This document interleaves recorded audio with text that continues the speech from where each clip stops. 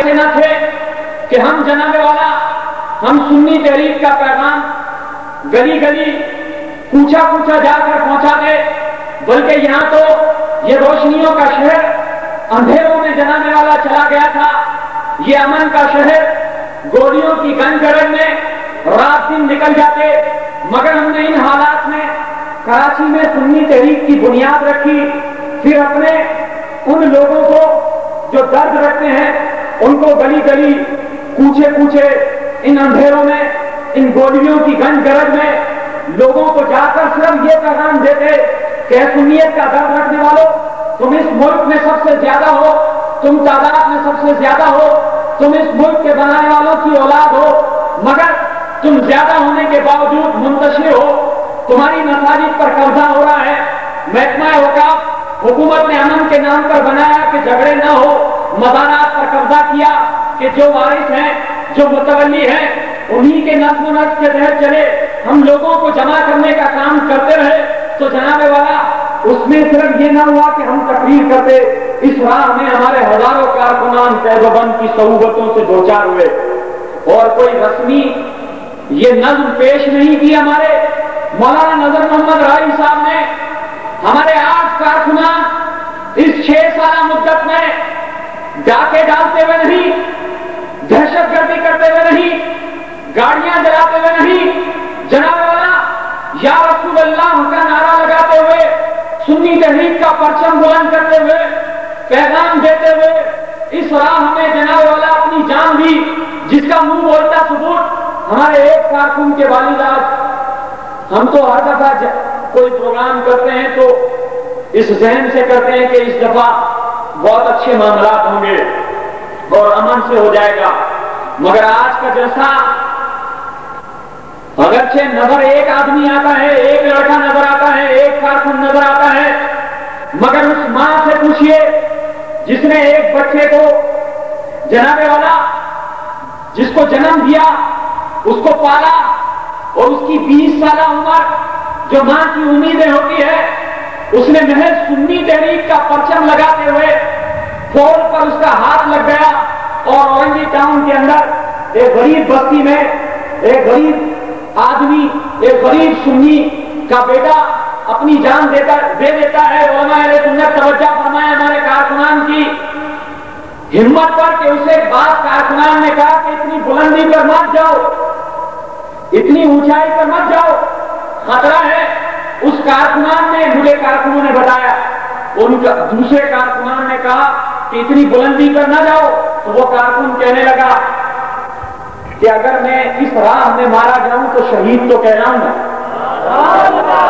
اگر میں اس راہ میں مارا جاؤں تو شہید تو کہلاؤں گا۔ یہ ہمارے کارکنان کے حوصلے ہیں، یہ ہمارے کارکنان کا ذہن ہے جو ابھی پیغام پہنچا رہے ہیں۔ کنونشن، جلسہ، اجتماع یہ لوگوں کا پیغام عام کرنے کا سبب بنتا ہے، مگر ہم نے یہ جتنا بھی کام کیا اس راہ میں ہمارے رحیم یا رحمان المدد یا رسول اللہ اور یا رسول اللہ کے نعروں پر ہمارے 3 کارکنان شہید ہوئے، پولیس کی شہریوں سے شہید ہوئے۔ جناب والا فیصل آباد میں طاہر شہید ہوئے، صرف پانی کی ٹینک پر المدد یا رسول اللہ لکھا تھا تو شہید کر دیے گئے، ان کو سزائے موت ہو گئی، بلکہ سزائے موت ہوئی اور وہ بچ گیا تھا۔ ابھی اپیل چل رہی تھی تو سپاہی شیطان نامی تنظیم کے کارکن ہی نے جیل میں قتل کر دیا۔ یہ عذاب ہے۔ ہمارے دوسرے شہید کا شاہد قادری جو فیصل آباد میں اس کے قاتلوں کو بھی عمر قید کی سزا ہو گئی، یہ ابھی تقریباً 1.5 ہفتہ ہوا ہے۔ ہم علماء سے کہ کافی علماء اس میں آئے ہوئے ہیں، نامور سنیوں میں ان کا نام اور ان کے گھرانوں کا نام دلیل سمجھا جاتا ہے۔ ہمارا پیغام لوگوں کو پہنچائیں، آپ اپنے مریدین، معتقدین، اپنے ماننے والے، چاہنے والوں کو کہ اگر ہم دہشت گرد ہوتے، ہم ہنگامہ آرائی کو پسند کرتے، تو علماء اہل سنت ہم جناب والا طاہر شہید کا بدلہ دہشت گردی کے ذریعے لیتے۔ ہمارے پاس کارکنان ہیں، تمام وسائل ہیں، طاقت ہے، ہمت رکھتے ہیں، قانون کو سمجھتے ہیں کہ قتل کا بدلہ قتل ہی ہے، مگر ہم نے قانون کو ہاتھ نہ لیا بلکہ عدالت کے دروازے جمع کیے اور اسے سزائے موت دلوائی، شاہد قاتل کو کہ قاتلوں کو عمر قید کی سزا دلوائی، اور جناب والا بدلے میں عدالت میں رقم بھی کارکنوں سے لے کر ہم یہ سمجھانا چاہتے ہیں ہمارے جو بھی کارکنان ہمارے مساجد کے مسائل ہوئے، محکمہ اوقاف کے مسائل ہوئے، اخبارات میں ہمارے خلاف جو مواد آتا ہے، مسائل میں ہمارے خلاف مواد آتا ہے، مولانا صاحب آپ کے سامنے کہہ دیتے ہیں پاکستان کی تاریخ میں کبھی سنی علماء کو ٹی وی پر پرائیویٹ ہو یا سرکاری ہو اس طرح تقریر کرنے کا موقع نہیں دیا گیا کہ دیوبندی وہابیوں کی کتب کو دکھا کر اپنا مطلب بیان کیا جائے. صرف سنی کے ہی کی بات پرائیویٹ چینل مولانا صاحب نے 3 عالموں کے نام دیے تھے، مولانا نظر محمد رائی صاحب ایک اور سنی عالم اور مولانا کوثر بنگالی صاحب. ہم نے کہا یہ ہمارے خلاف بولا گیا تھا، ہم علماء کی یہ عوام اہل سنت اور یہ درد رکھنے والے کارکنان ہمارے پیغام سے، ہمارے کاموں سے، ہمارے کام سے، ہماری رہنے والا سنی تحریک کے کارکنان کی قربانیوں سے، ان کے عوام سے سب واقف ہیں.